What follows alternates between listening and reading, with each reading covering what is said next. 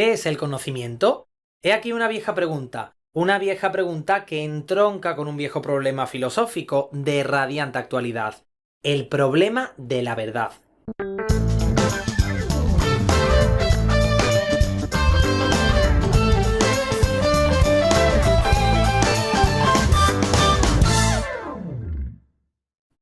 ¿Qué tal? Bienvenidos a un nuevo encuentro con la filosofía. Tras las 3 sesiones que dedicamos al saber filosófico, hoy estrenamos un nuevo tema, dedicado al conocimiento. Profesor, en la presentación acabo de mencionar la verdad como un problema filosófico de plena actualidad. Más que a la verdad, a lo que yo he querido referirme es a la posverdad. Antes de nada, quiero enviar un afectuoso saludo a quienes nos siguen. La posverdad, sí, la posverdad. Distorsionar deliberadamente la realidad con el fin de crear y modelar la opinión pública e influir en las actitudes sociales apelando a las emociones y a las creencias personales de la persona a la que se pretende manipular no supone ninguna novedad. La novedad es el uso desmedido y la escasa repulsa que reciben aquellas personas que aprovechan esta tentadora posibilidad.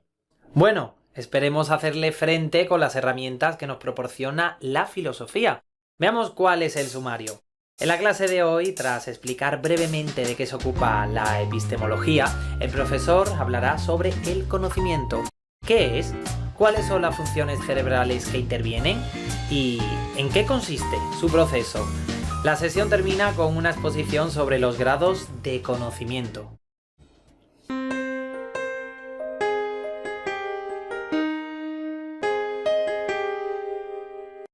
La teoría del conocimiento o epistemología es una rama de la filosofía centrada en el estudio del conocimiento humano. Trata de explicar la forma en la que adquirimos el conocimiento del mundo y los procedimientos por los que es generado ese conocimiento, de tal forma que este conocimiento pueda ser valorado bien como verdadero o bien como falso. La teoría del conocimiento, o ya decimos que también llamada epistemología, trata de responder a preguntas tales como ¿qué es eso de saber algo? ¿De qué herramienta disponemos para adquirir conocimiento de las cosas? ¿Qué grado de fiabilidad nos proporciona cada una de esas herramientas? ¿Qué tipos de conocimiento existen? Y si no hay o hay límites para nuestra capacidad de conocer lo que existe. Estas preguntas nunca han sido resueltas de forma incuestionable. Toda respuesta se enfrenta a una crítica que pretende superar las respuestas anteriores sin que se den por cerradas dichas discusiones, por lo menos hasta la fecha.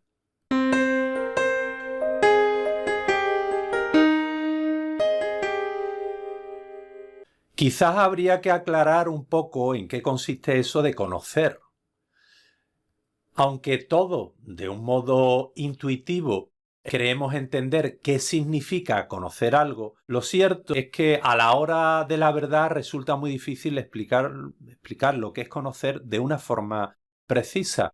Bien, todos los seres vivos tienen que conocer el medio en el que viven y se desenvuelven para poder realizarse como individuos. Empleando diferentes órganos, pues reciben una información del medio que les rodea, la organizan y emiten diferentes respuestas a partir de estos conocimientos. El conocimiento no es, por tanto, un lujo que se añada a nuestras vidas. Realiza, por el contrario, una función indispensable para desarrollar la vida. En el caso de los seres humanos, el conocimiento es una actividad mental mediante la cual el individuo se apodera del mundo que le rodea. ¿Apoderarse de la realidad? No me queda claro el sentido de esa frase. Esta apropiación es una captación intelectual del entorno o del propio organismo. Cuando conocemos algún aspecto, alguna parcela de la realidad, lo que sucede es que esta parcela de la realidad toma significado y el individuo no actúa frente a ella como un mero receptáculo de información, sino que ordena, determina y clasifica la información a partir del bagaje de conocimientos que dispone. Es decir, se apodera del mundo que les rodea. El conocimiento, pues, es una explicación de la realidad que nos permite entenderla mejor, comprender sus causas y poder predecir algunas de sus consecuencias. El acto de conocer es un proceso complejo en el que intervienen aspectos biológicos, aspectos cerebrales, lingüísticos, culturales, aspectos sociales e históricos, y no se puede separar de la vida humana ni de las relaciones sociales. El conocimiento es un acto que se produce gracias a la participación de diferentes factores, órganos sensoriales, sensaciones, percepciones, estímulos, lenguaje, cultura, etc.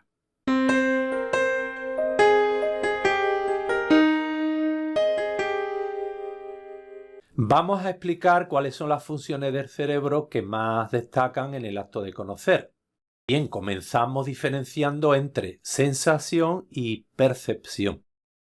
Se denomina sensación a la captación inmediata de un estímulo por parte de los órganos sensoriales. Cuando hablamos de sensación, nos referimos a un instante, el instante preciso en el que los órganos de los sentidos son afectados por algún estímulo, un ruido intenso, una luz intensa, un olor molesto.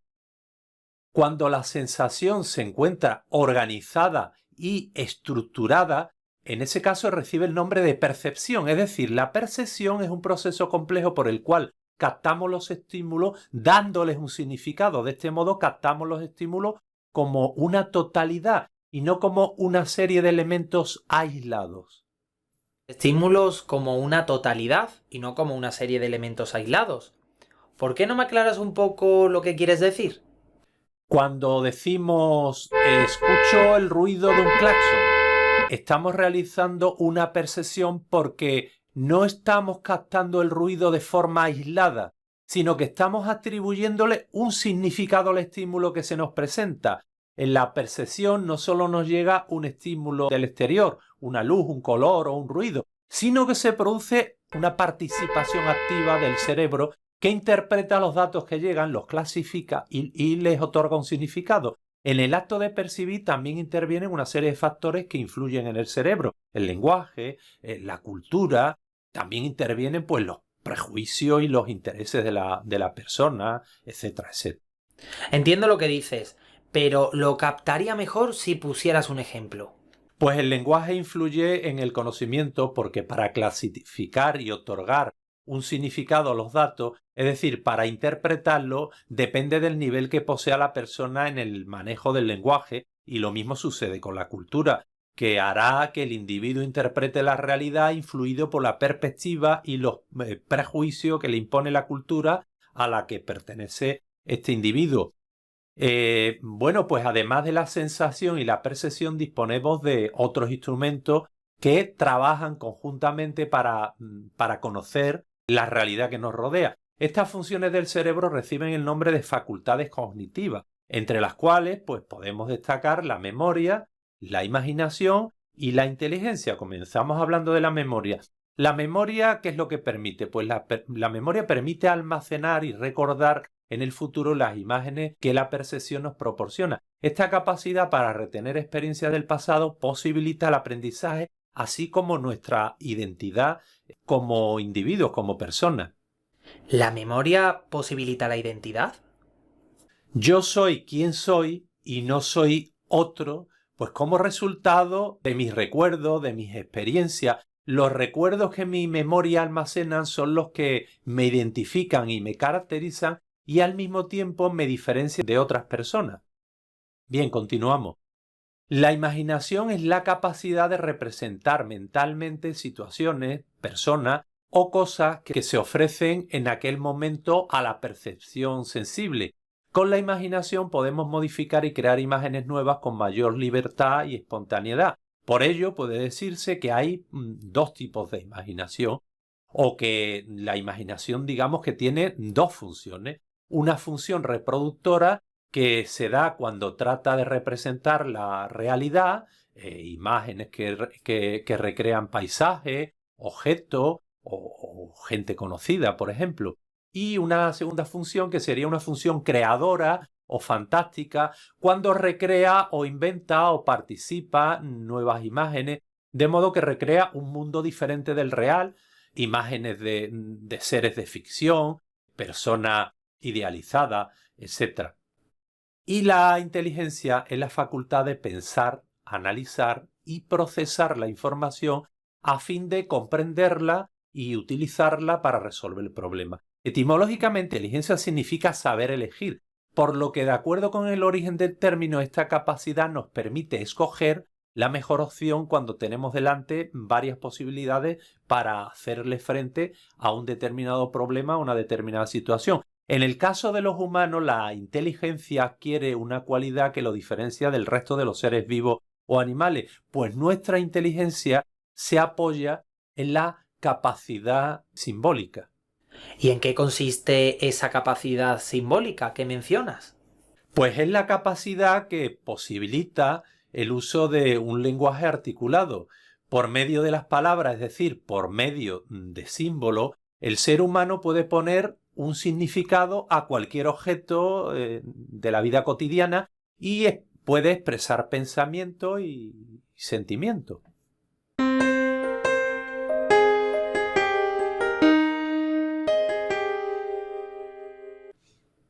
En general, se acepta que el conocimiento de la realidad comienza con la experiencia o con los datos sensoriales que recibimos de la realidad. Ahora bien, la experiencia sensorial necesariamente tiene lugar en un momento y en un espacio determinado, y aquello que percibimos es algo concreto. Este edificio, este niño, este bolígrafo, es decir, la percepción siempre se refiere a algo particular. Sin embargo, a partir del conocimiento de un caso o varios casos particulares, gracias al proceso mental que conocemos como abstracción, podemos aspirar a un conocimiento de mayor alcance. ¿En qué consiste la abstracción? Pues la abstracción es digamos que una operación mental mediante la cual se separa conceptualmente la propiedad o función específica de un objeto para establecer qué es ese objeto. Este proceso se lleva a cabo ignorando las propiedades del objeto en cuestión que no son esenciales para que el objeto siga siendo aquel objeto que es. Quizás un ejemplo ayudaría a entenderlo mejor. Así, la idea o concepto de mesa, por ejemplo, procede del proceso de comparación de diversos objetos que comparten entre sí unas características semejantes que podemos abstraer y traemos de estos objetos su color, su forma, el material del cual están hechas y nos quedamos con la idea o el concepto de mesa. Es decir, llegamos al concepto de mesa mediante el proceso mental de abstracción que consiste en pensar qué es aquello que hace que un objeto determinado sea una mesa y sin embargo hace que otros objetos no sean mesa. Dicho concepto pues procede del proceso mental de abstracción, un acto mental que es necesario para poder pensar. La abstracción es útil e indispensable para la formación del conocimiento humano. En efecto, todo conocimiento pasa por un proceso de abstracción que da como resultado un concepto abstracto, es decir, una idea o noción. Esto es así porque los seres humanos están dotados de capacidad de abstracción, es decir, de la capacidad para seleccionar partes de la realidad y analizarla de manera ordenada y sistemática. El propósito de esta operación mental es comprender la esencia última de las cosas. ¿La esencia última de las cosas? A ver, explícame. La esencia de una mesa es aquello que hace que una mesa sea una mesa y no otra cosa, como dijimos antes. La esencia de la mesa es el conjunto de características permanentes e invariables que determinan que la mesa es una mesa. Sin estas características indispensable ya no sería una mesa. El pensamiento humano se caracteriza por la utilización de conceptos.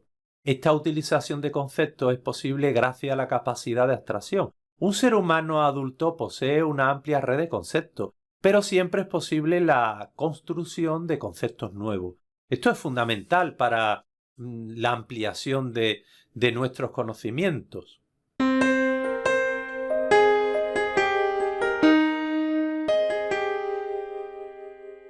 En muchas ocasiones decimos que sabemos una cosa cuando en realidad lo que estamos haciendo es aceptar la opinión de alguien o una explicación muy extendida sobre un tema.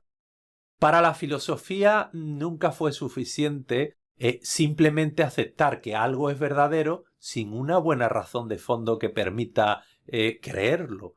Una razón que ha de ser respaldada por argumentos convincentes. Generalmente se estima que el conocimiento es una forma de relación entre un sujeto y un objeto. Conocer es lo que tiene lugar cuando un sujeto capta un objeto, es decir, una persona asimila las características del objeto. Podemos decir que, en cierto modo, el conocimiento consiste en la presencia del objeto en el sujeto. Bien, pues teniendo en consideración la participación del sujeto y el objeto, podemos distinguir tres grados fundamentales de conocimiento. Podemos hablar de la opinión, la creencia y el saber en sentido estricto. La opinión, digamos que es un estado de conocimiento en el que el sujeto considera algo como verdadero, pero no tiene seguridad de ello, bien porque no encuentra ninguna justificación que pueda comunicar a los demás de modo que tengan que aceptarla, bien porque no se atreva a afirmar que está convencido de ello. Una justificación es objetivamente válida cuando tiene que aceptarla cualquier ser racional que la examine. Desde el punto de vista subjetivo, no nos atrevemos a afirmar que estamos convencidos de ello. Por eso solemos expresar las opiniones diciendo opino que o no estoy convencido de que tal o cual cosa. ¿Valdría el siguiente ejemplo para ilustrar lo que es una opinión? Pablo Iglesias es más elegante que Pedro Sánchez. Efectivamente es una opinión, ya que no tiene fundamento alguno. La creencia se da cuando alguien está convencido de que lo que piensa es verdad, pero no puede aducir una justificación que pueda ser aceptada por todos. La seguridad es solo subjetiva. Lo que creemos no tiene una justificación objetiva suficiente. ¿Sería capaz de decir un ejemplo? Pues, por ejemplo, existe una vida extraterrestre. Es una creencia porque el argumento es subjetivo. Efectivamente.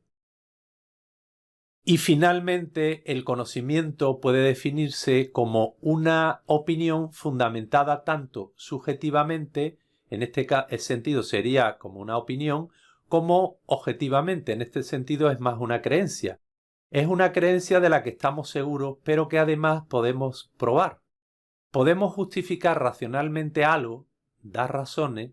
Eso es lo característico del conocimiento. Saber algo es poder dar razón de ello ante los demás. Por ejemplo, si yo digo, todos nacemos de la unión de óvulo y espermatozoide, pues estoy usando un conocimiento, pues puedo probar aquello que estoy diciendo. Bueno, pues llegado a este punto terminamos por hoy y aquí me despido de todos ustedes. Esperamos que te haya resultado provechoso y solo nos queda agradecerte la atención y emplazarte a la siguiente sesión en la que el profesor comenzará exponiendo sobre la base del conocimiento. ¡Suerte!